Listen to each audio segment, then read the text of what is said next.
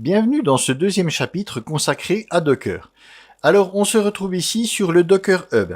Alors, le Docker Hub, un coup de Google, Docker Hub, et puis vous tombez dessus. Donc, c'est ici que seront centralisées les images qui serviront à créer nos conteneurs. Donc, ça fonctionne un petit peu comme GitHub. Si vous avez un compte gratuit, tout ce que vous allez publier sera public. Et par contre, il existe une option payante qui permet d'avoir des conteneurs privés. Mais par défaut, c'est comme GitHub, tout ce que vous mettez sera public. Vous allez voir qu'on va utiliser des images, mais aussi on pourra les publier. Alors, qu'est-ce qu'une image ? Une image, c'est un petit peu comme un disque d'installation d'un système. Vous prenez par exemple une Ubuntu, vous gravez ça sur un DVD et après vous allez sur une machine physique, vous installez votre Ubuntu et vous avez un système tout neuf. Donc votre système tout neuf, c'est l'équivalent, c'est le conteneur. Et l'image, c'est un petit peu le DVD d'installation. Donc on va utiliser une image sur laquelle on va se baser et après on va créer des conteneurs. Donc cette image, elle sera fixe. Mais par contre, le conteneur qui sera dérivé de cette image, eh bien on pourra faire tout ce qu'on veut dedans. À chaque fois qu'on va créer un conteneur à partir d'une image, ce sera au départ la copie conforme de l'image.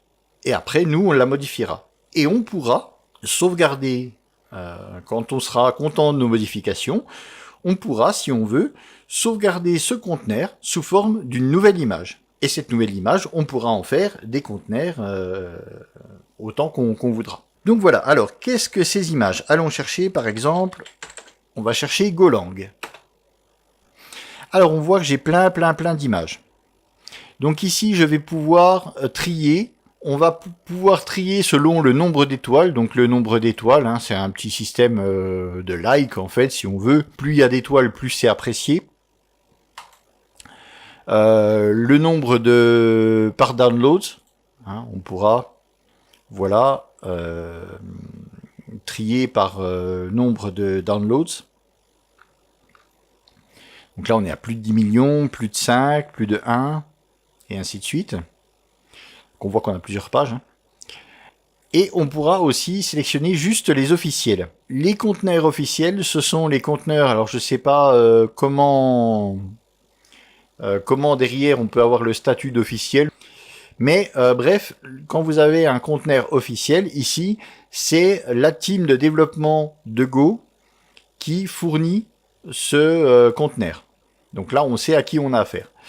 Et sinon, tous les autres, les autres, c'est des personnes comme vous et moi qui ont posé sur le hub des images qu'ils ont fabriquées eux-mêmes. Alors, si je prends l'officiel, par exemple, je vois qu'on a plein de tags. Alors, ici, déjà, on a cette commande Docker Pool Golang. Donc, Docker Pool, en fait, on l'utilisera assez peu. On peut l'utiliser. Mais bien souvent, on fera un run. Alors, Docker Pool, ça sert à récupérer l'image. Et Docker Push, ça servira à pousser une image vers le hub. C'est-à-dire que vous avez une image sur votre poste que vous venez de créer. Vous faites Docker Push et le nom de l'image. Et ça l'enverra sur ce hub-là. Et après, elle sera disponible dans le moteur de recherche sur le hub Docker. Donc Docker Pool, c'est l'inverse. C'est pour télécharger l'image sur votre poste. Donc ici, en faisant Docker Pool Golang, vous allez avoir une image Golang.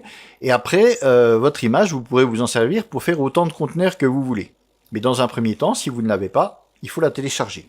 Alors, vous allez trouver ça. Docker Pool Golang, c'est en fait l'équivalent de Docker Pool Golang 2.latest. Alors, si je cherche, je vais faire une recherche. Latest, voilà. Donc latest, ça correspond aussi au tag 193. Donc en fait, c'est le tag par défaut. C'est-à-dire s'il n'y a pas de tag, lui, il va chercher l'image qui est taguée latest. Mais les tags, en fait, correspondent à des versions différentes. Ici, on voit, par exemple, j'ai la indice RC1. Bien, si ça se trouve, quand cette vidéo sera publiée, ce sera plus du RC1. Mais c'est pas grave. On a, pour l'instant, elle est en RC. Donc, si vous voulez tester la nouvelle version de Go, Ben c'est possible dès maintenant. On a des conteneurs qui sont des conteneurs Windows, puisque comme je vous l'ai dit dans le chapitre précédent, on peut avoir des conteneurs Windows à partir de Windows 10, l'update anniversary. On a des conteneurs natifs Windows. Donc ici, on restera sur du Linux. On peut avoir le choix des distribs. On a une 1.9.3 Stretch. Donc Stretch, ça va être une Debian. On a une 1.9.3 Alpine. Alpine, c'est une distribution, moi, je vais utiliser assez souvent parce que c'est la plus légère. C'est ce qu'il y a de plus simple. C'est vraiment quelques mégas. On voit qu'on a d'autres versions. On n'est pas obligé d'avoir une 1.9.3. On peut avoir une 1.8.6 sur une Stretch, une Jessie. On a le choix des Alpines. Enfin, vous voyez, tous ces tags-là. Donc, en fait, c'est ce qu'on va mettre ici. Après Golang, on mettra 2 points. Et on rajoutera ça, par exemple, 1.9.3-Stretch. Et on aura la version 1.9.3 Stretch. Donc, tous ces tags-là, si je mets juste Stretch, j'aurai une 1.9.3 Stretch. Donc c'est différentes méthodes pour les noter. Si je mets un tag Alpine 3.7, j'aurai la même chose que le conteneur 1.9.3-Alpine 3.7. Voilà. Bon, on va pas trop s'embrouiller avec les tags de toute façon. Voilà, ce qui est à voir ici aussi, c'est la doc qui est fournie avec. Alors il n'y en a pas toujours, hein. Ça c'est comme sur GitHub, chacun met ce qu'il a envie de mettre.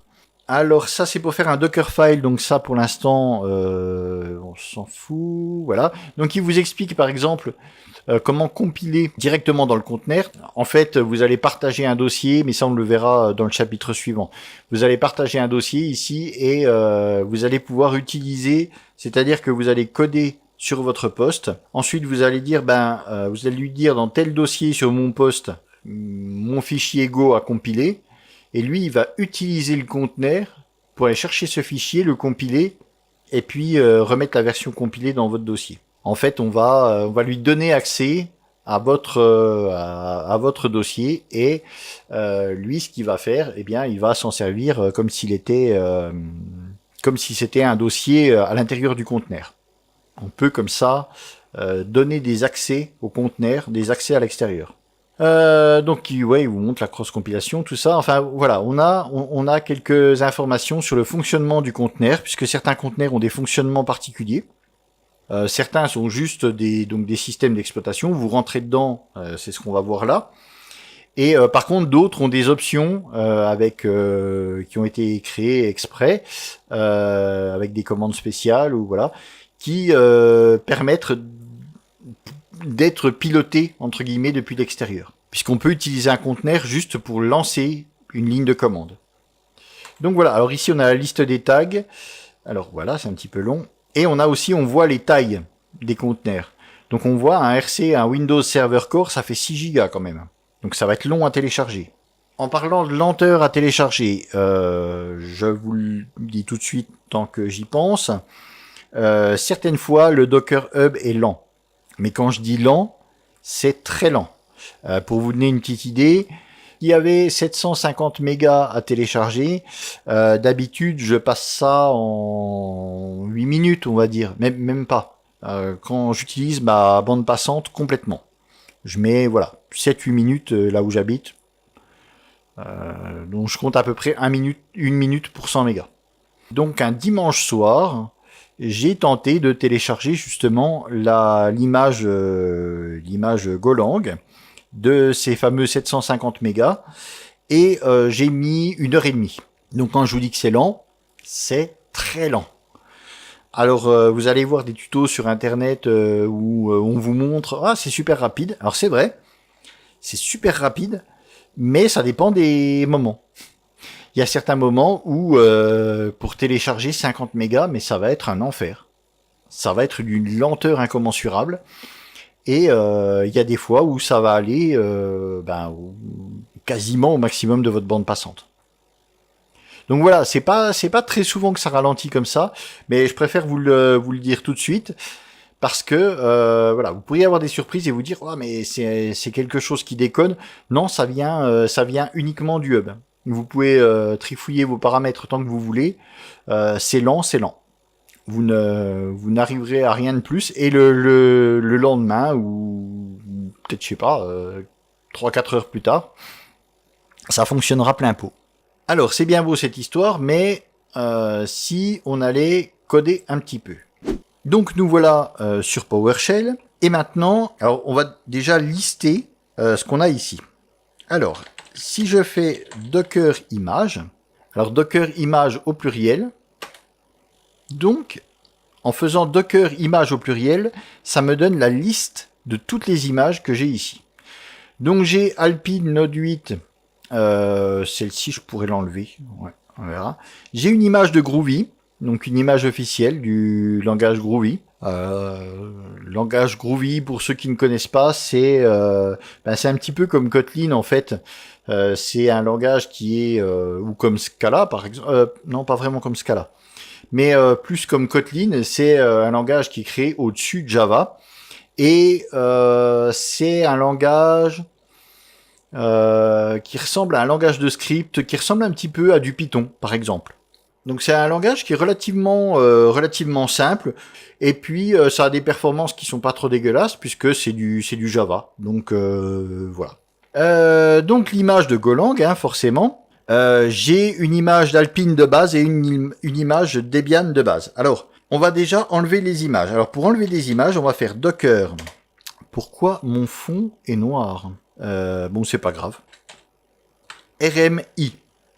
Donc, pour Docker Remove Image. Alors, on peut enlever des images de plusieurs manières. On a ici le nom de l'image. Et on a ici un ID. Alors, ici, par exemple, je pourrais mettre Alpine-Node 8. Et ça m'enlèverait mon image. Mais je pourrais mettre aussi l'ID. Alors vous allez me dire, ouais, mais Alpine Node 8, on peut le taper d'une traite. L'autre, si on est obligé de se rappeler tout, alors on va taper les premiers caractères, on va regarder et ainsi de suite. Mais dans le cas du nom, il faut le nom complet. Alors que dans le cas de l'ID d'image, les 3 premiers caractères suffisent. Donc ici, si je mets 336, il saura que c'est cette image-là, puisque aucune autre ne commence par ces 3 premiers caractères. Donc il en faut au minimum 3, si vous voulez en mettre 4, 5, 6, c'est pareil, hein. Ça ne pose absolument aucun problème. Mais c'est au minimum 3 caractères. Mais vous n'avez pas besoin de mettre tous les caractères. Donc du coup, ça va plus vite que de taper Alpine, Node, machin et tout. Et je vais enlever la Debian aussi, donc DA65. Donc voilà, Docker, suivi de RMI, pour enlever les images. Et ensuite, on met les noms d'images séparés par des espaces. Ici, donc c'est des noms partiels, hein, enfin c'est des ID partiels. Mais j'ai mis ces 2 images-là, l'Alpine et la Debian. On est parti.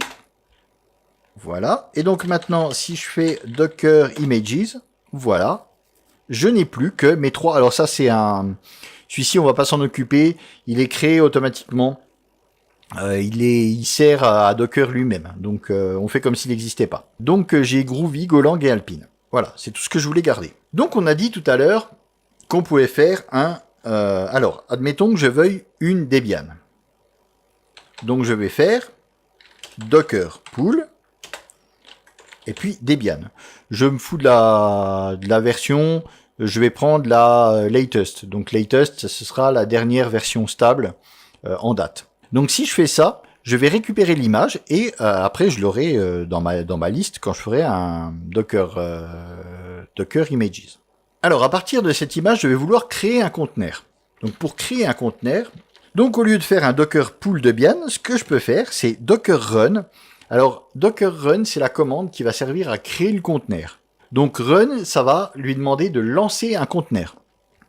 Ce conteneur, je vais le lancer à partir d'une Debian.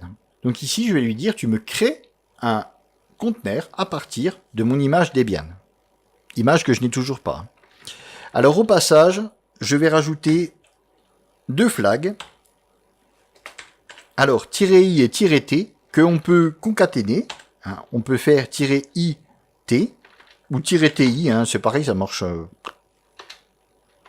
pareil. Docker run -it, et puis je vais remettre mon Debian. Debian. Voilà. Donc ici, qu'est-ce que ça va faire? Ça va me lancer un conteneur à partir de l'image Debian, et mes deux flags ici, "-i" et "-t", vont me permettre de le lancer de manière interactive en TTI. Donc en fait, on va utiliser un terminal TTI pour se connecter sur le conteneur que je vais créer. Et ce conteneur, je serai à l'intérieur, comme si j'étais à l'intérieur d'une Debian.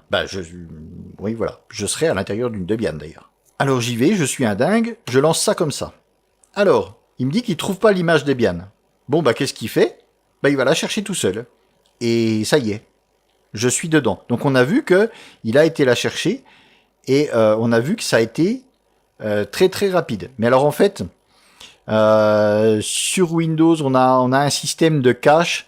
Donc je l'ai supprimé de la liste, mais finalement already exist, elle existe déjà. Donc il a un système de cache qui lui permet d'aller beaucoup plus vite et quand même de garder garder des images. Mais par contre, quand vous enlevez des images, ça ne diminue pas la taille de votre disque. Votre disque virtuel qui est associé à Docker, il augmente à chaque fois que vous créez des conteneurs, à chaque fois que vous ajoutez des images. Le problème, c'est que quand vous enlevez ces images, ça ne vous libère pas d'espace. Donc voilà, bref, il m'a dit qu'il l'a téléchargé pour moi et je suis dedans. Alors on voit que de la Debian, je suis carrément connecté en route. Automatiquement, je suis connecté en route. Mais pour toutes les distribs, ça va être comme ça.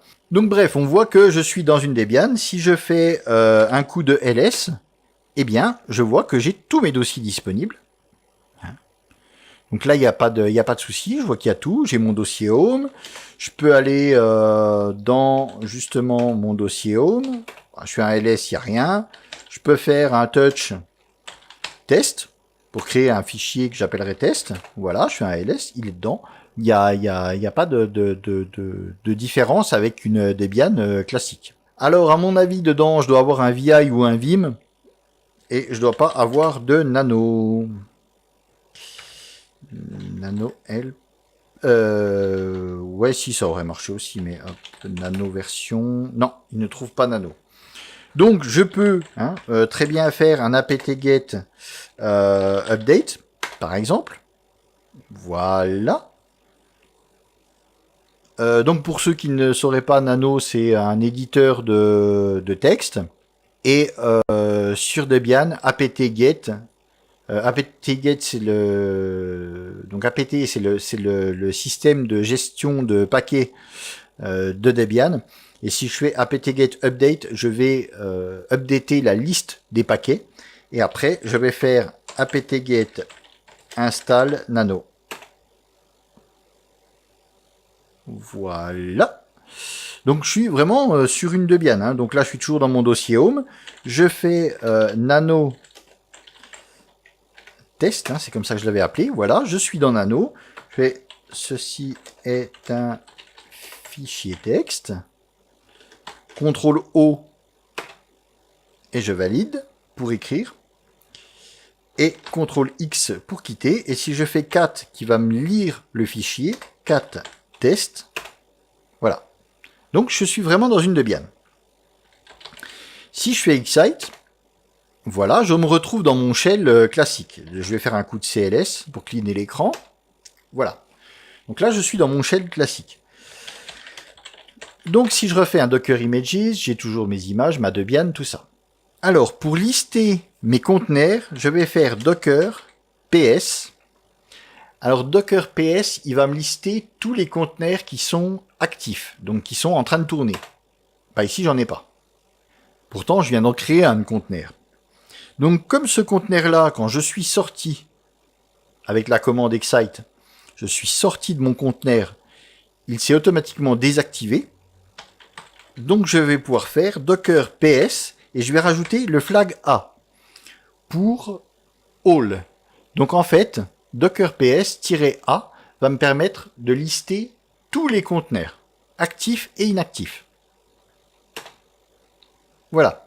Et donc, on voit que j'ai un conteneur que j'avais déjà utilisé, Groovy Alpine, et j'ai un conteneur Debian, c'est celui que je viens de créer. Alors, vous allez voir, nous, on a fait un Docker run-it Debian.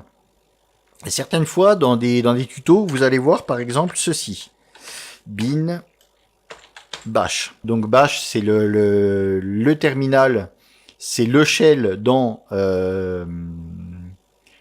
d'ailleurs, on n'est même pas obligé de faire bin bash, on pourra faire bash tout court aussi. Ouais, c'est ce qu'on voit ici, la commande. Donc oui, donc vous allez voir ceci dans certains tutos, ce n'est pas obligatoire. Par défaut, il va vous lancer le shell du truc. D'ailleurs, on le voit, hein, au-dessus, on a la commande.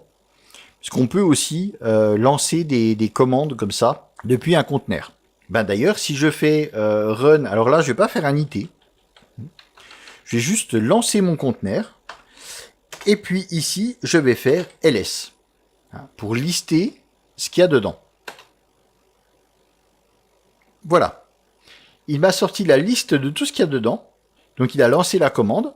Et dans mon PowerShell, dans mon terminal, il me prend la sortie de cette commande-là. Là, on n'est pas rentré de manière interactive. Hein, je ne quitte pas mon PowerShell. Je suis toujours sur Windows. Mais il va lancer la commande dans ce conteneur. Et il va surveiller la sortie. Et il va m'afficher la sortie dans mon PowerShell. Contrairement à tout à l'heure où on était rentré dans le conteneur. Ici, on ne rentre pas dedans. On surveille juste la sortie. Et ben, il me récupère ce qu'il a sorti. D'où, en plus, cette disposition, contrairement à celle qu'on avait tout à l'heure. Donc, je n'ai jamais quitté PowerShell. Je ne suis jamais rentré, contrairement à tout à l'heure, où j'ai quitté PowerShell pour rentrer dans le shell de la Debian. Là, je ne suis jamais rentré dans le conteneur. Je lui ai demandé de faire quelque chose et j'ai écouté. Lui m'a renvoyé le résultat depuis le conteneur. Donc maintenant, si je fais un docker ps all, eh bien, je vois que j'ai un nouveau conteneur avec ls. Et si je le relance, il va me relancer cette commande-là. Alors pour relancer, d'ailleurs on va le faire tout de suite, pour relancer, on va faire start, on va faire docker start, ce sera mieux, hein, docker start, et comme avec l'image, on pourra lui passer soit l'ID, alors pareil, les 3 premiers caractères de l'ID suffiront, soit le nom. Alors ici je lui ai pas donné de nom, on pourra lui donner, je vous montrerai comment on fait, on pourra lui donner un nom, sinon par défaut il en a. Alors Groovepiller, si c'est moi qui lui avais donné le nom. Mais les autres, c'est généré, ça veut dire quelque chose, hein, on le voit bien, mais c'est généré de manière aléatoire, je ne sais pas du tout comment. Alors, voilà, docker start 3b9, et hop, il va recommencer. Ah ben non, du coup, il m'a pas... non. Autant pour moi, il m'a pas relancé la commande. Ah, mais c'est peut-être...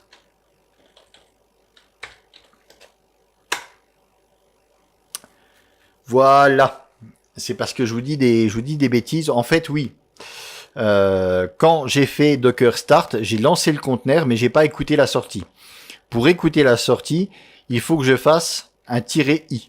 Alors au passage, eh bien, une commande qui est très importante et qu'on n'a pas vue pour l'instant, c'est celle-ci. Ça paraît tout bête.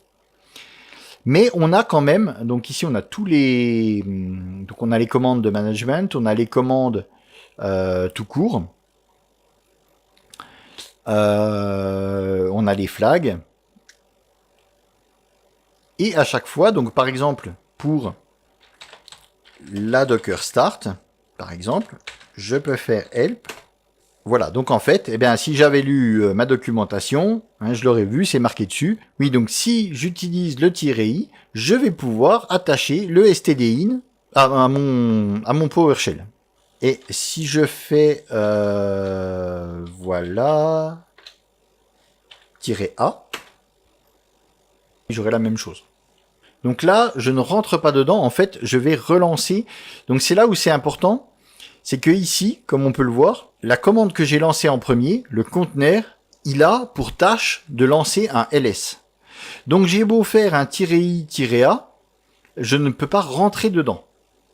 En fait, à chaque fois, il va exécuter ce pourquoi il a été créé, Et, ben c'est tout. Je pourrais pas faire autre chose avec. Alors que si je reprends, alors je vais faire un petit CLS.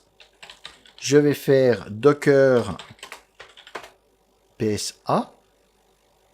Je vais en profiter pour enlever cette image où il y a ls. Donc là, je vais faire Docker. Et autant tout à l'heure, on a fait RMI pour supprimer une image. Donc ici, ça va être pareil. C'est Docker RM, mais RM tout court, comme remove, pour enlever un conteneur. Et comme tout à l'heure, je vais pouvoir mettre 3B9, qui sont les premières lettres de l'identifiant du conteneur que je vais enlever. Et hop, mon conteneur, il est parti. Donc Docker PS All, voilà, il me reste que ma Debian Bash. Donc là, si je fais Docker start -i et puis 5D7, donc comme tout à l'heure, je vais vouloir avoir un accès interactif à ce... Je vais vouloir relancer le conteneur avec sa commande et avoir une interaction avec. Là, ce coup-ci, hop, je me retrouve dans mon conteneur. Comme tout à l'heure, je peux faire cd home, voilà. Et puis, si je fais le ls, j'ai toujours mon fichier texte avec ce qu'il a dedans. Excite. Et donc, je suis sorti. Si je fais un docker PS pour voir quels sont les conteneurs actifs, j'en ai aucun. Alors maintenant, si je vais lancer mon conteneur sans le flag i. Je vais le lancer, tout simplement. Donc tout à l'heure, on lui avait demandé de faire un ls. Donc lui, quand je l'ai lancé, il a fait son ls, puis au bout d'un moment, il s'est arrêté. Alors on n'a pas eu, comme on n'a pas mis le -i ou même le -a, on n'a pas eu de retour. Il a lancé, il a fait son boulot, mais on lui a pas demandé d'écouter le retour. Donc on n'a jamais su ce qu'il avait fait. Mais donc il a fait son boulot, puis il s'est arrêté. Ici, son boulot, c'est de lancer un shell. Donc le shell, tant qu'on ne le quitte pas explicitement, ça va tourner. Donc là, on a un conteneur qui, tant qu'on lui dit pas de s'arrêter, continuera. Voilà.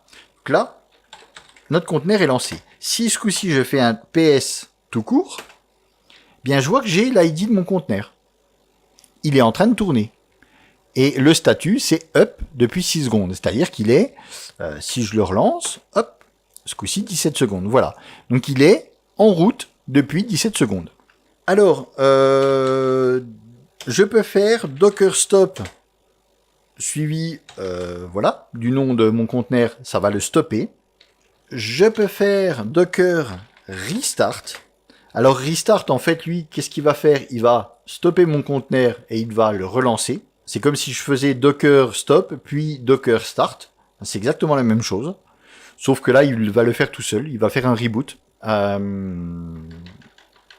Et si certaines fois, alors ça peut arriver, suite à une application ou je ne sais quoi qui tourne dans votre conteneur et la commande stop ne marche pas. Alors là, la commande stop est toujours un petit peu longue. Et ben tiens, on va le voir tout de suite. Je vais faire un stop. Voilà. Là, ça a été. Puis certaines fois, ça peut être un petit peu plus long. Donc ça, ne vous en faites pas, il y a un certain temps, alors bien sûr c'est pas 10 minutes, mais on peut avoir un certain temps de latence, parce que c'est comme votre système d'exploitation, quand vous faites stop, il s'arrête pas tout de suite. Il remballe tout ce qu'il a à remballer, et puis après il s'arrête. Donc là c'est pareil. Ça dépendra de vos systèmes, ça dépendra de vos applications. Donc quand vous faites un shutdown, quand vous faites stop, lui il va arrêter progressivement tous les processus qu'il a besoin d'arrêter, pour faire un arrêt safe et clean. Certaines fois, Docker Stop ne suffit pas. Voilà, l'application, il y a un truc qui bug et ça ne veut pas s'arrêter. Donc dans ce cas-là, on a la commande Docker Kill. Donc pareil, qui s'utilise toujours avec l'id du conteneur ou son nom. Docker Kill va forcer à arrêter. Donc là, votre conteneur va s'arrêter. Mais par contre, pas de manière complètement sécure. Donc c'est vraiment forcé à arrêter. On peut faire un docker pause, qui ne va pas arrêter le conteneur, ça ne va pas le stopper, mais par contre ça va le stopper son activité, ça va bloquer son activité, s'en sert pas énormément, mais bon, enfin voilà, il existe. Voilà. Donc, si je reprends, voilà. Donc j'ai plus de conteneur actif. Je vais refaire un Docker Start et je vais relancer mon fameux 5D7 là. Voilà. Et si je fais un Docker PS pour voir, voilà, il est bien actif. Donc voilà. Maintenant, si je veux rentrer dans mon conteneur à ce moment-là, donc j'ai un bash qui tourne et j'aimerais pouvoir rentrer dans ce conteneur. Je vais faire docker attache et je vais mettre le nom du conteneur qui est actif. Donc ça marche qu'avec un conteneur actif. Hein. Donc celui-ci est actif. Voilà. Et là, on voit ici, j'ai root at 5D qui est le nom de mon conteneur. Et je suis bien dans mon conteneur. Hein. Si je fais, on va faire ça, cat home/test. Voilà. Donc j'ai toujours mon fichier texte qui est là-dedans. C'est bien mon conteneur que j'ai créé tout à l'heure. Donc on peut comme ça aller attacher notre PowerShell à notre conteneur. Donc on va aller se connecter à distance à notre conteneur. Alors à ce moment-là, si je fais excite, ce sera exactement comme tout à l'heure. Mon conteneur, lui, il va s'arrêter. Donc il faut faire très attention. Si vous voulez aller voir, par exemple, vous avez, je ne sais pas, un serveur qui est en train de tourner. Et pendant qu'il tourne, vous voulez aller voir un fichier de log ou je ne sais quoi qui est dans ce conteneur. Donc vous faites un coup d'attache. Bon, ça c'est bien. Par contre, vous faites un excite. Le serveur, c'est fini, il s'arrête. Donc si vous avez des personnes qui sont connectées à ce serveur, ils sont éjectés manu militari et ils n'y ont plus accès. Donc faire très attention parce qu'on a tendance à, quand on va un petit peu vite, hop, on sort du terminal, hop, excite. Et puis là, le conteneur, fini, il s'arrête. Donc pour sortir sans arrêter un conteneur, ça marche aussi quand on a fait un run, quand on a lancé un conteneur. Pour sortir d'un conteneur sans l'arrêter, on fait contrôle. Alors on maintient contrôle et on va faire PQ. Voilà. Je ne sais pas si on est obligé de maintenir contrôle. Je crois qu'en faisant contrôle P suivi de contrôle Q, ça marche. Mais bref, contrôle PQ, ça permet de sortir du conteneur. Et du coup, si je fais un docker PS, on voit que mon conteneur tourne toujours.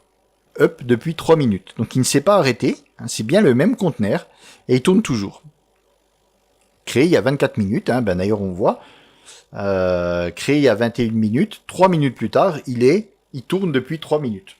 Donc, il ne s'est pas arrêté. Donc voilà, bien faire attention. La tâche, moi je suis pas trop pour. Mais voilà, on a quand même moyen d'aller dans un conteneur qui tourne et avec CTRL P, CTRL Q, CTRL P, Q, on peut ressortir de manière safe tout en le laissant tourner. Donc maintenant je vais pouvoir faire un docker stop de mon fameux 5D7. Bim, voilà. On a vu c'était un petit peu long, enfin un petit peu long. C'est 3 fois rien, mais on voit qu'il y a un petit temps de latence. Le temps qu'il se ferme de manière safe. Donc Docker, non. Docker tout court. Pas Docker tout court. Docker. Vais-je y arriver? Je suis en train de me mélanger les crayons. Voilà. Docker PS. Donc je n'ai plus rien qui tourne. Je vais faire un coup de cleanage d'écran. Voilà. On va cleaner l'écran. Oui, je vous ai dit qu'on pouvait donner un nom au conteneur. Donc on peut faire docker run. Je vais même pas le lancer de manière interactive, je m'en fous. Ouais, si, allez, pour voir qu'on peut le faire. Alors, je vais faire -name suivi du nom de mon conteneur. Je vais appeler ça mon container. Et puis mon container. Et puis voilà, c'est ça que je cherchais. On va rajouter Debian derrière. Maintenant, on va faire un conteneur Alpine, tiens. C'est parti. Voilà. Donc là, donc ça, c'est le bash c'est le shell de Alpine. Donc on voit, j'ai pas rajouté bin ch de sh derrière. Non, non, il le sait, c'est du shell, il le lance. Je fais un coup de ls, tiens, par exemple. Oui, alors on a un beau bleu qui pète les yeux, je sais pas si vous verrez bien, mais bref. Voilà, c'est le résultat du ls, il n'y a rien de... CD, home, hop, je peux aller dans le dossier home. Je peux aussi faire un touch pour créer un nouveau fichier. Voilà, et si je fais un ls, j'ai bien mon fichier test.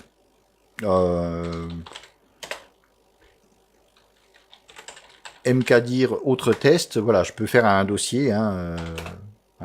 Et j'ai bien mon dossier autre test. Donc là, c'est exactement pareil comme tout à l'heure, ça fonctionne pareil, voilà. Donc, ok, aucun n'est actif, et donc j'ai bien mon petit machin.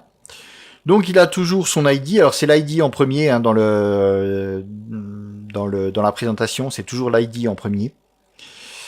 Les noms sont tout à la fin. Et par contre, on voit que, eh bien comme je l'ai nommé ici, --name suivi d'un nom, eh bien il a pris ce nom-là.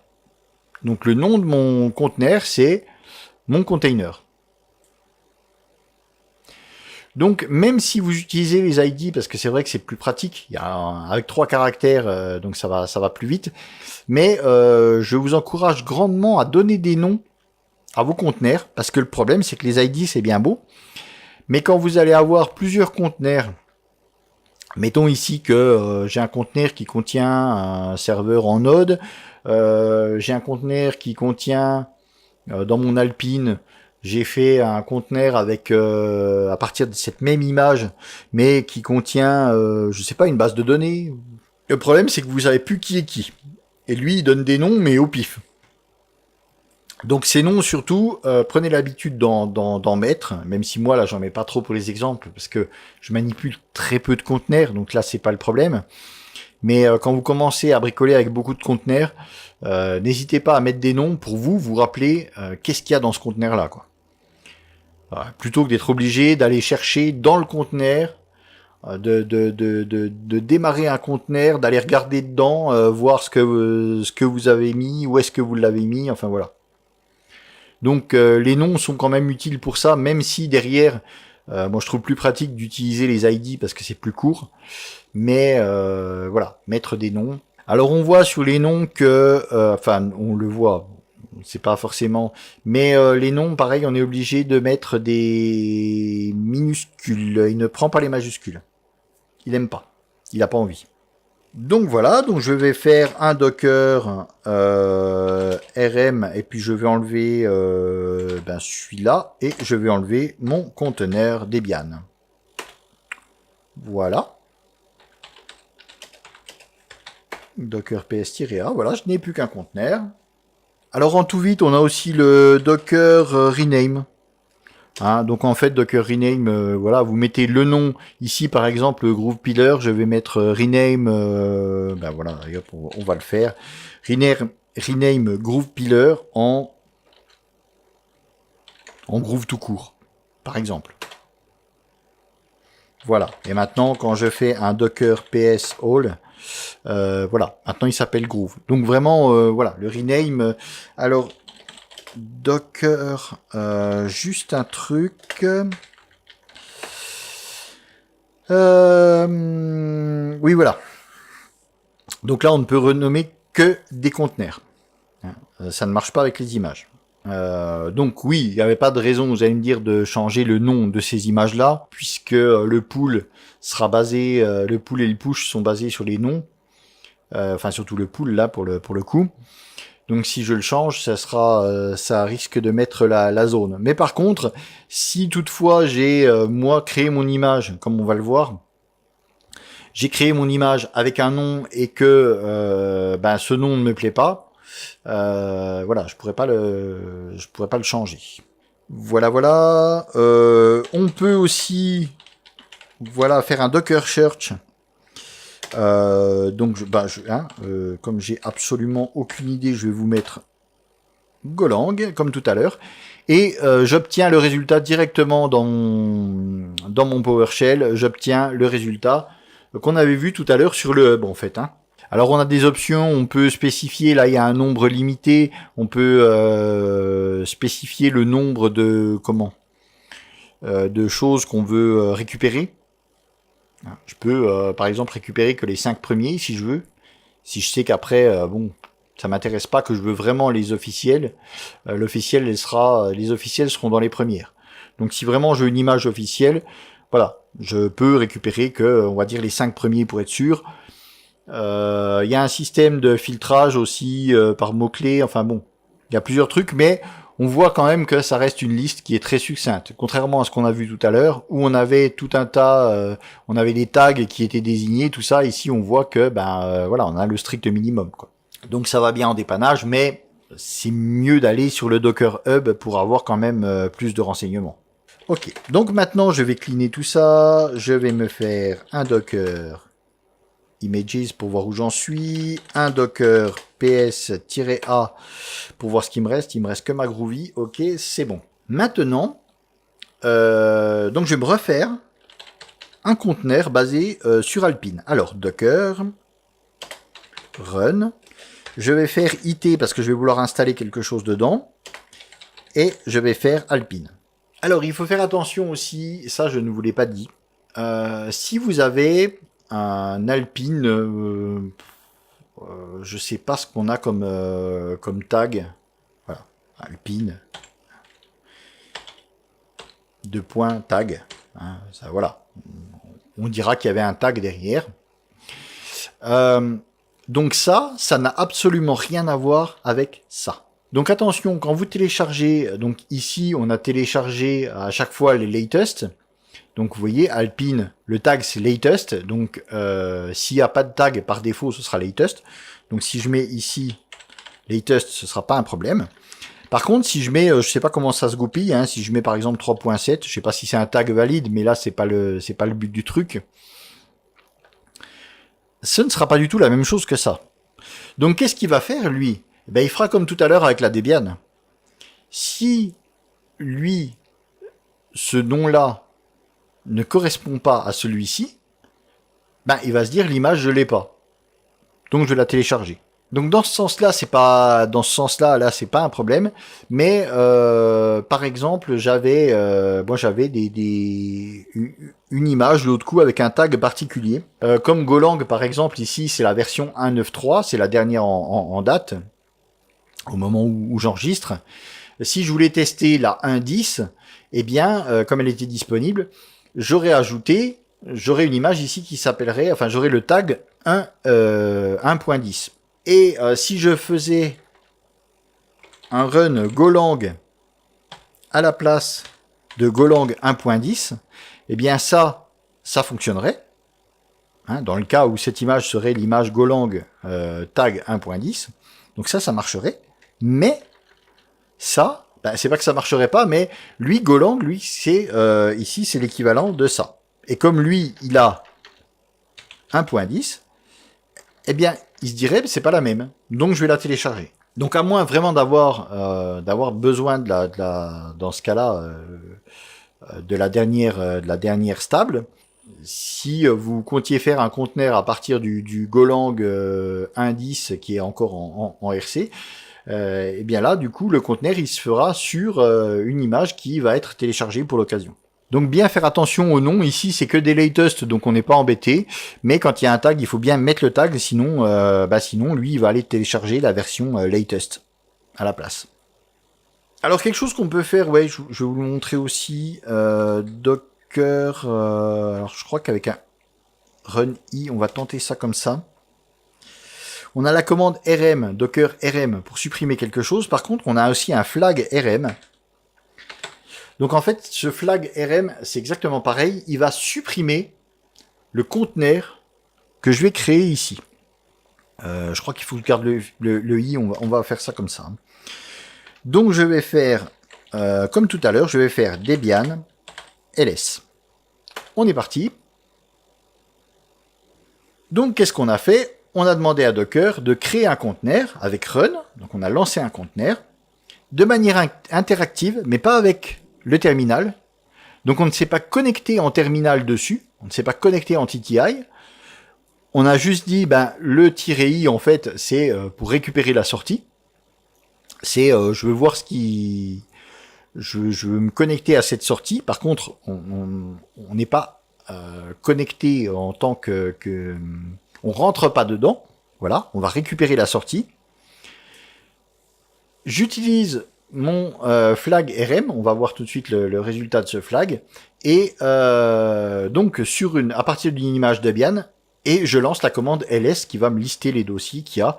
Comme je suis à la racine, ça me liste tous les dossiers de la racine. Bon. C'est ce qu'on avait fait tout à l'heure, hein, lister les dossiers, faire un ls. Et tout à l'heure, moi j'avais mon conteneur. Ici, si je fais PSA, qu'est-ce que j'ai? J'ai toujours mon conteneur Groovy. J'ai demandé tous les conteneurs, mais celui-ci n'existe pas. Donc en fait, vous pouvez comme ça lancer des commandes. Si vous avez besoin d'un conteneur juste pour lancer une commande une fois, donc c'est ce qu'on peut faire par exemple avec Go. On peut demander à lancer le conteneur juste pour compiler quelque chose. Donc on n'a pas besoin de rentrer dans le conteneur et tout. On a juste besoin que on lui dit bah tiens voilà les fichiers Go, tu me compiles ça. Donc ce conteneur est prévu aussi à cet effet. On peut rentrer dedans pour développer et on peut aussi, il y a des options pour pouvoir compiler depuis le conteneur. Et du coup, avec le flag RM, eh bien, une fois qu'il aura fini son boulot, eh bien, il s'effacera automatiquement. Donc c'est aussi quelque chose très pratique dans ce sens-là. Voilà. Si on veut, là, si je voulais compiler du Groovy ou compiler du Go, je peux le faire juste en lançant une seule ligne de commande. Et je n'ai pas du coup un truc qui persiste comme les autres conteneurs, parce que là, je n'aurais besoin qu'une seule fois, quoi.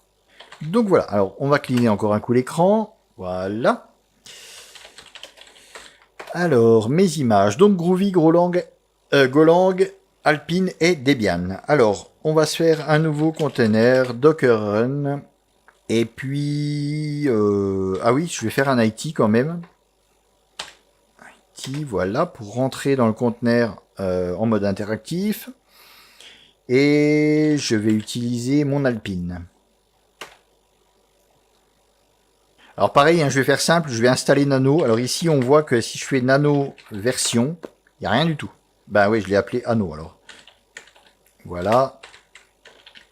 Donc forcément, il n'y aurait rien. Nano version, voilà. Lui, il me dit, non, je ne connais pas cette commande. Ici, le gestionnaire de paquets, c'est APK. APK, update. Je vais updater la liste. On voit que c'est relativement court la liste d'Alpine par rapport à Debian.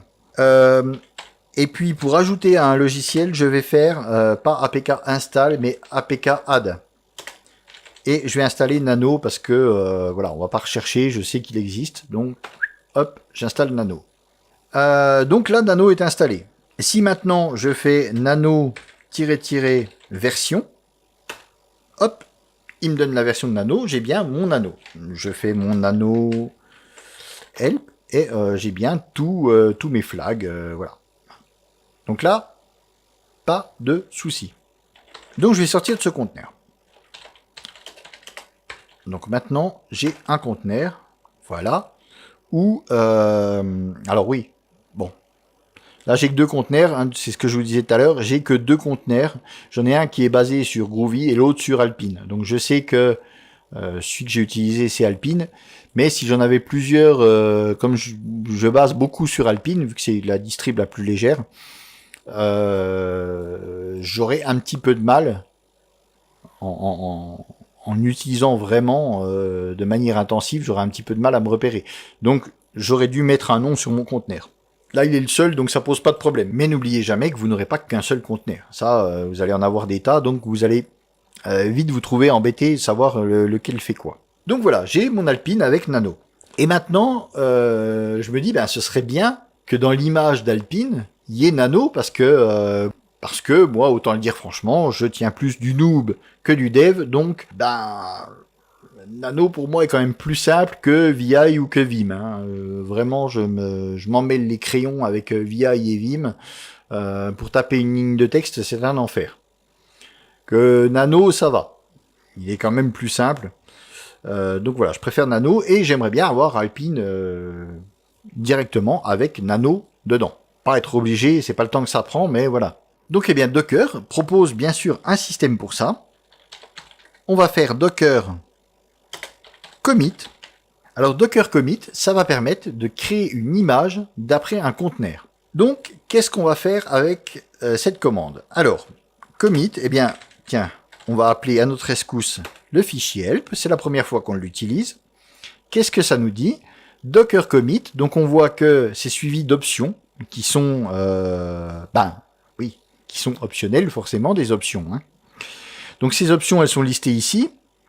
On peut mettre un auteur, on peut appliquer un Dockerfile, mais ça on s'en fout. Enfin, on s'en fout pour l'instant. Hein. On peut mettre un message avec le commit. Là, je veux pas mettre un message à moi-même, je suis seul. Donc je ne vais pas m'amuser à mettre un petit message, mais bon, je peux mettre un message. Pourquoi pas. Et oui, je peux mettre le conteneur en pause, c'est-à-dire qu'un commit, on peut le faire sur un conteneur qui est en train de tourner.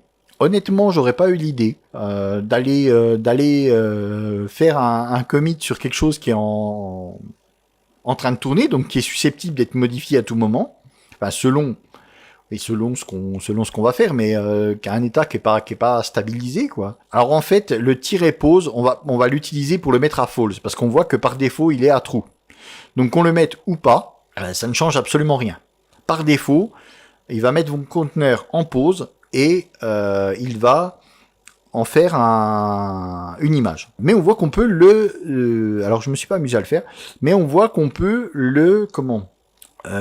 qu'on peut le passer à false, et donc, il va faire un commit il va créer une image à partir d'un conteneur qui est en train de tourner. Je suis assez sceptique sur le résultat, mais bon, oui, voilà, c'est possible. Donc alors, on a ces options, hein. On a le nom du conteneur, ou son ID. Attention, on n'est pas obligé de lui donner le nom, on peut, pareil, donner l'ID. Et on a le repository. Donc repository, en fait, c'est l'image, suivi d'un tag. On peut ajouter un tag. Alors on voit que le tag est optionnel, mais le repository est optionnel aussi.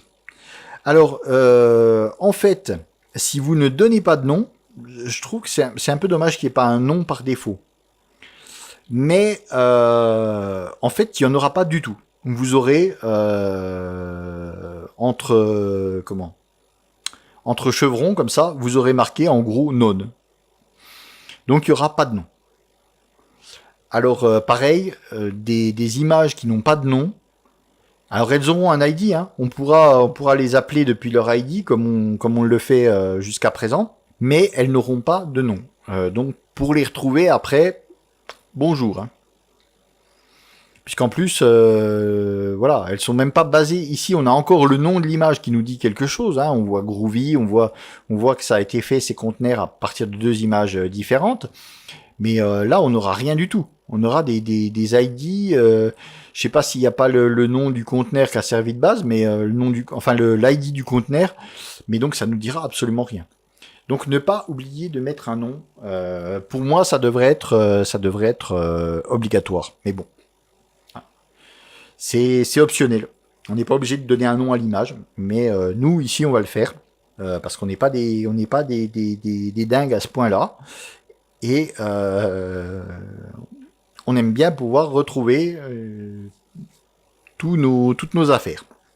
Alors donc, allons-y. Docker commit, et du coup, c'est, oui, avec 2, j'arrive déjà à me paumer, moi. Alors, E3, BE. Allez, on est généreux, on met 4 caractères. Donc, on va lui dire de prendre ce conteneur et de faire quelque chose qu'on va appeler image test. On va appeler ça, non, Alpine Nano. Parce que c'est un conteneur Alpine et il a Nano d'installer.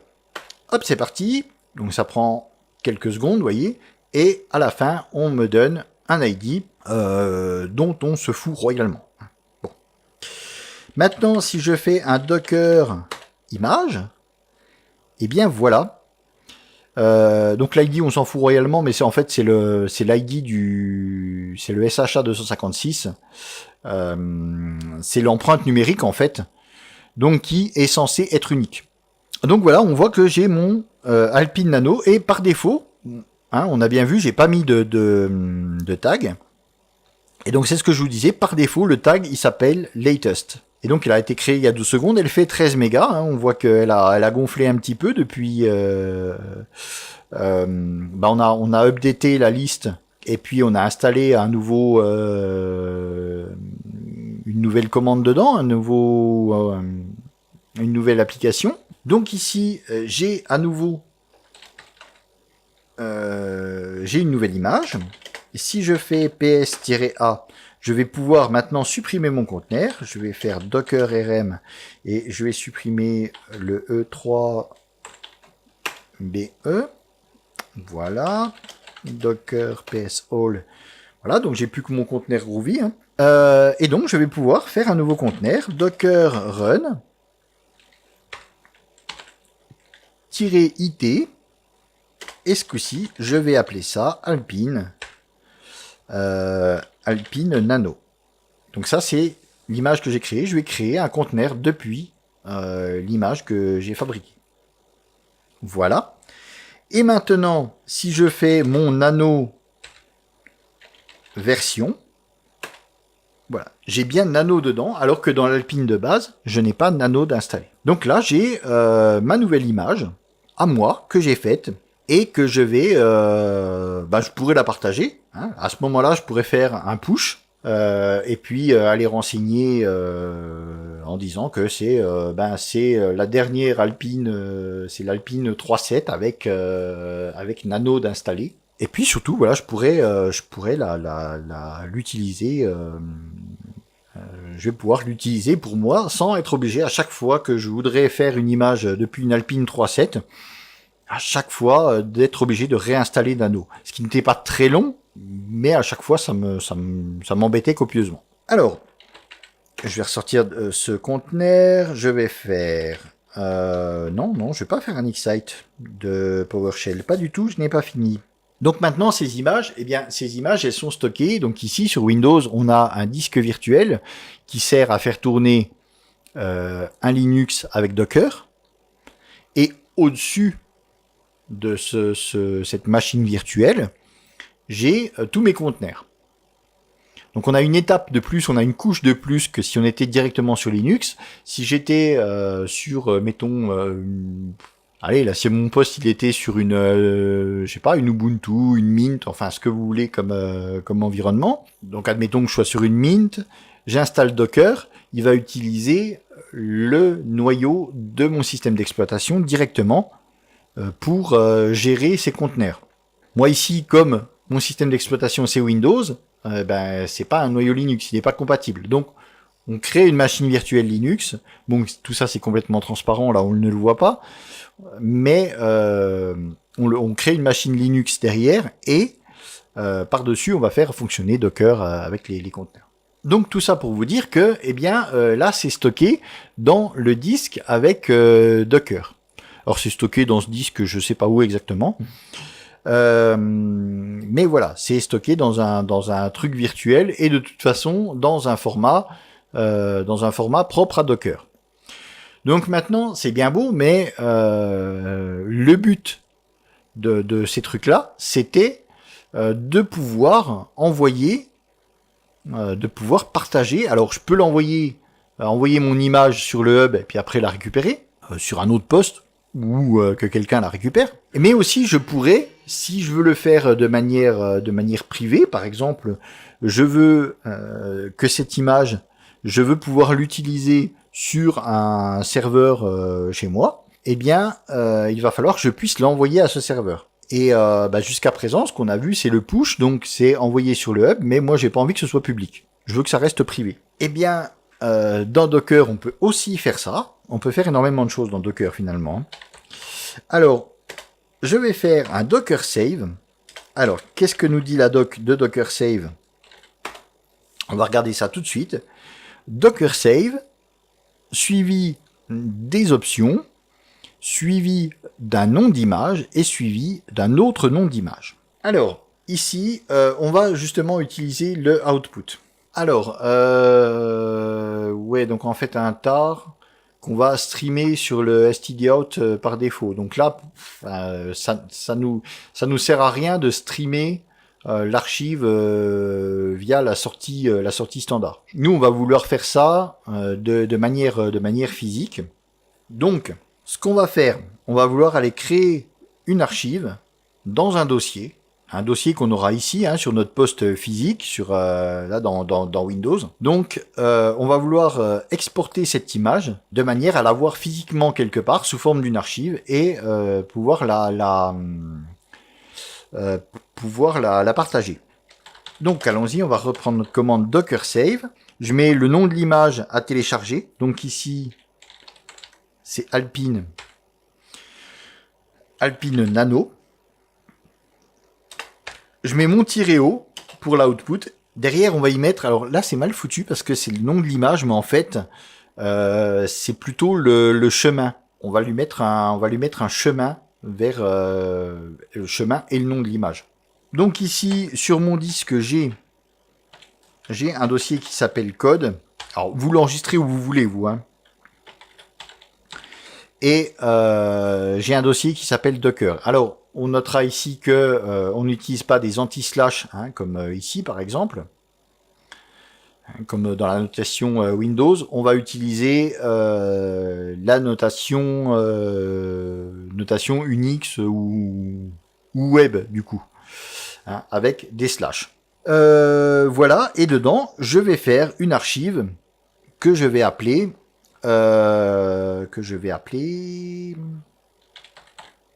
Alp Nano. Voilà. Pointard. C'est mieux. Je sais pas s'il le mettrait automatiquement le pointard. Je suis pas sûr. Donc voilà, pour récapituler, Docker save pour sauvegarder.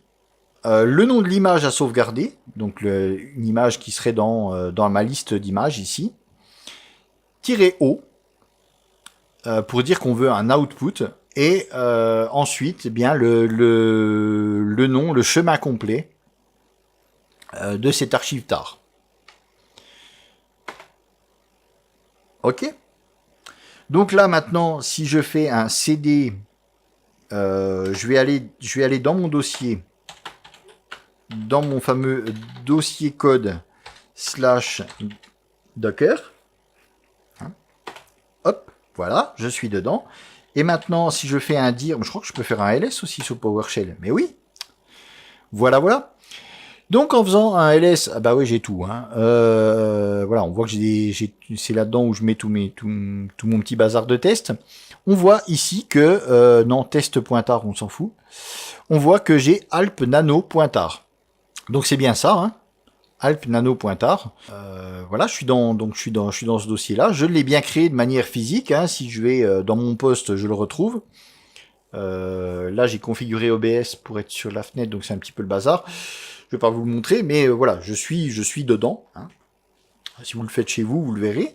Vous avez physiquement une archive tar. Donc ici, elle fait quoi? Elle fait 15 mégas. Elle fait 15 mégas, donc vous pourrez l'envoyer même par mail. 15 mégas, ça passe. Vous pouvez l'envoyer par mail à quelqu'un. Vous pouvez la mettre sur une clé. Enfin, là, voilà, c'est une archive. Vous pouvez en faire ce que vous voulez. Et justement, l'étape suivante, c'est... Voilà, je vais dans Docker Image. Je vais enlever mon image ici. Je vais faire Docker... RMI de c'est quoi l'ID F48. Voilà, error conflict unable to delete. Why ah oui, alors ça tombe bien. Ça tombe bien qu'on voit ça. On a ici erreur, donc il ne peut pas l'enlever, il ne veut pas l'enlever. Il dit que ça doit être forcé parce que cette image, elle sert de base à un conteneur qui a cette ID là et qui est stoppé. Donc si je fais un docker ps all, voilà. Donc en effet, j'ai bien mon conteneur avec Nano qui est là et qui est basé sur cette image là. Alors la première fois, on va se dire, waouh, mais alors le conteneur, finalement, ils sont pas indépendants. Ils sont finalement, oui, ils sont dépendants de l'image. Et si je vire l'image, mon conteneur ne fonctionnera pas. Donc docker rmi-f pour forcer la suppression. Donc pour chercher pour -f pour forcer la suppression. Et je vais bien mettre, hein, là je vais le mettre en toutes lettres, alpine-nano. Voilà, donc là je l'ai quand même fait. Et donc, si je fais docker psa, déjà dans un premier temps, je vois que ça a changé. Hein. Il était basé sur Alpine Nano. Maintenant, le nom de l'image de base, c'était f machin, parce que ça doit subsister dans des logs quelque part. Mais par contre, voilà, l'image elle n'existe plus. Il ne peut plus faire référence à cette image puisqu'elle n'existe plus. Et donc, on pourrait se dire, là, comme on l'a dit tout à l'heure, on pourrait se dire, tout est pété puisque voilà, c'est fini. Mon conteneur, il marche plus. Alors, si je fais un docker start, je vais prendre en interactif quand même, ce sera mieux, pour qu'on voit ce qui passe dedans. Et que je lance le dit conteneur, et on voit que je suis bien dans mon Alpine. Je fais un nano version. Un nano, décidément. Voilà. Donc j'ai bien mon éditeur nano. Voilà, j'ai toujours mon conteneur qui fonctionne. Donc là, il n'y a pas de souci. Simplement, lui, je ne sais pas pourquoi exactement. Enfin, il vous met, voilà, que il veut pas le supprimer. C'est un petit peu la non-suppression. Là, il met qu'il vous devez le forcer à être supprimé avec le -f. C'est un petit peu l'équivalent du êtes-vous sûr, et la boîte de dialogue, êtes-vous sûr, oui ou non. Bon, voilà. Lui, par défaut, il vous dit non, il est utilisé quelque part, donc vérifiez bien que ça vous sera pas encore utile, et si vous êtes sûr, forcez-le. Le -f, ça veut dire, moi, je suis pas responsable, t'es au courant, si tu forces, c'est ton problème. Moi, je t'aurais prévenu. Donc, on peut le voir, il n'y a pas de souci, hein, notre conteneur, il existe toujours et il fonctionne bien, a priori, il n'y a pas de souci. Voilà. Simplement, lui, il ne voudra pas supprimer si tant qu'il y aura un conteneur qui dépendra de cette image. Bon, tout ça pour ça, on va l'enlever ce conteneur de toute façon. Voilà. Donc pour revenir plus haut, donc si je fais un docker image, voilà. Donc maintenant j'ai plus mon Alpine Nano, elle n'existe plus. Donc je l'ai sauvegardé tout à l'heure. Qu'est-ce que je vais faire maintenant? Je vais faire docker import plus le chemin, donc le chemin de mon fichier. Alors je suis en train de me demander, on va tenter ça. En fait, je vais le tenter avec vous. Où est-ce que c'était? Voilà, j'ai appelé Alp Nano Pointard. Alors, si je mets Alp Nano Pointard, je vais voir si ça utilise les chemins relatifs ou si on est obligé de mettre des chemins absolus. Parce que je suis dans le dossier, vous voyez, je suis toujours dans le dossier dans lequel il y a cette archive. Donc, est-ce que je peux faire simplement ça? Avant, on va faire le traditionnel help pour voir les options qui sont à notre disposition. Là, il n'y en a pas 36. On a le C avec le Dockerfile, si on s'en fout, et le message. Donc, voilà. Et par contre, on a donc file à URL. Donc, on va voir. C'est l'un. A priori, là, c'est l'un ou l'autre. Et donc pareil, le repository et tag qui sont optionnels. Mais là, on va les nommer, sinon on aura none à la place de nos images, comme tout à l'heure, et on ne saura plus à quoi ça correspond. Donc on est reparti, docker, import. Donc j'avais dit, je vais mettre alp nano pointard. Et qu'est-ce que comment je vais appeler ça? Je vais appeler ça Alpinano. Voilà, pour pas avoir le même nom que tout à l'heure, qu'on voit bien que c'est une image différente. Enfin, que en fait c'est la même image que tout à l'heure, mais qu'on l'a bien supprimée et réimportée. Donc voilà, qu'est-ce que ça dit? Oui, ça marche. Voilà, donc là on n'est pas obligé d'avoir un chemin absolu. On peut avoir un chemin relatif. Pas comme tout à l'heure où on était obligé d'avoir le chemin absolu, hein, G2 points, /code /docker. Ben, ça dépendra d'où vous le mettez, mais voilà. Donc le chemin depuis la racine jusqu'au fichier. Ici, on peut avoir un relatif. Donc, si je suis dans mon dossier qui contient cette archive, je peux l'importer directement. Maintenant, si je fais un Docker Images, j'ai Alpinano. Hein, c'est comme ça que je l'ai nommé. Et si je fais un Docker Run, alors là, je vais pas m'embêter à le garder. Je vais faire IT un double tiret RM. Pour quand je sortirai du terminal, eh bien ça éjectera mon conteneur. Je veux pas le garder, hein, là je m'en fous un petit peu. Et je vais appeler ça Alpinano. Voilà. Donc si je fais ça, qu'est-ce qu'il me dit? Error response, no command specified.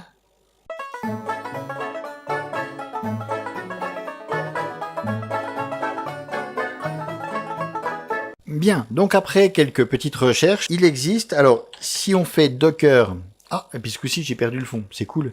Bref, si je fais Docker -help, yep, voilà. Ici, je vois que j'ai save, mais j'ai export. Export le conteneur machin as tar archive.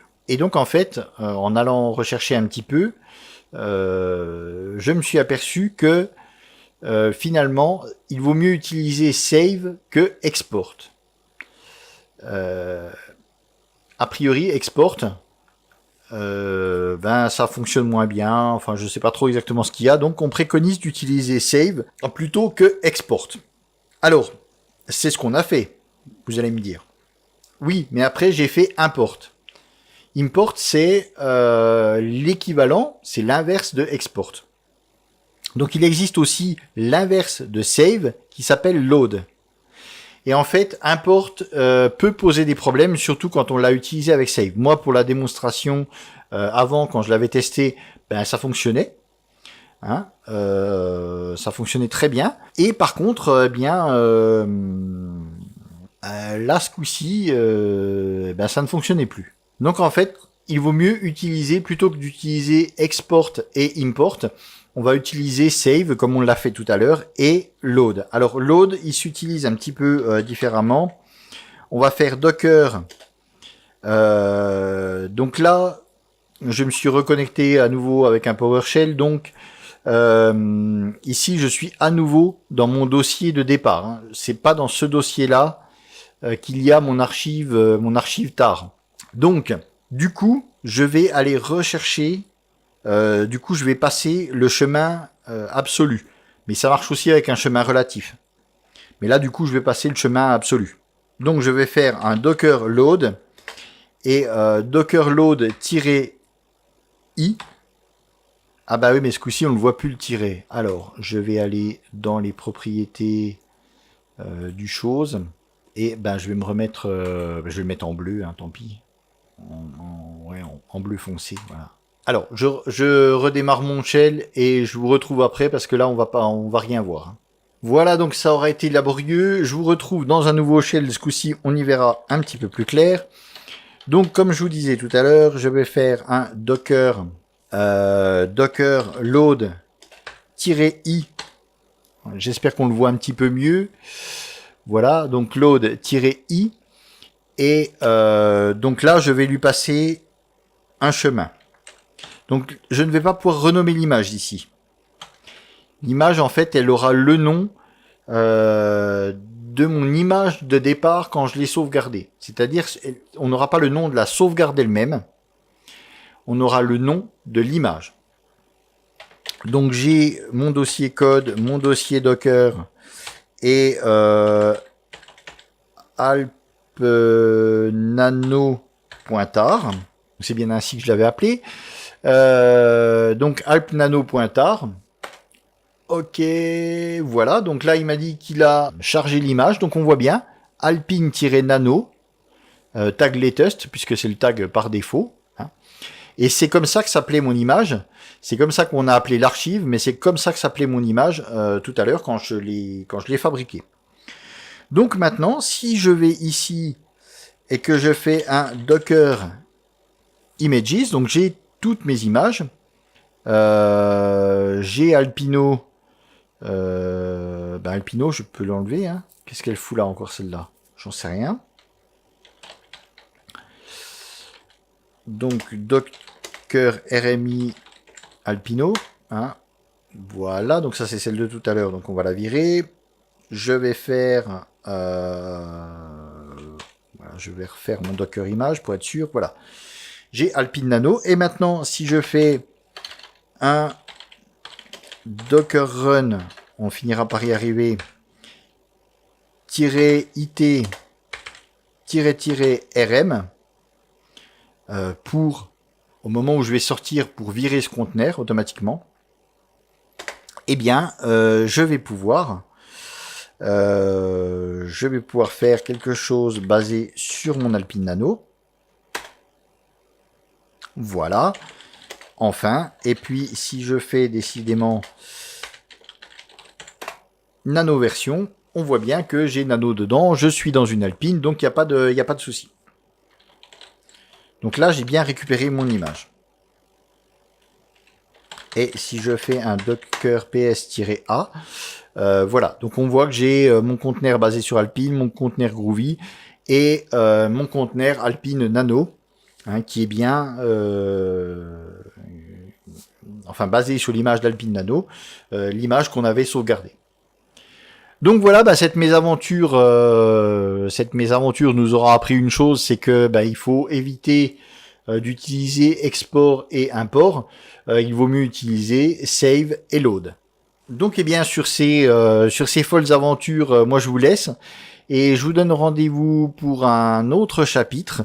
Dans ce chapitre, on parlera des interactions entre les conteneurs et l'extérieur. Donc voilà, bidouillez bien avec Docker et puis sur ce, moi je vous laisse. Salut!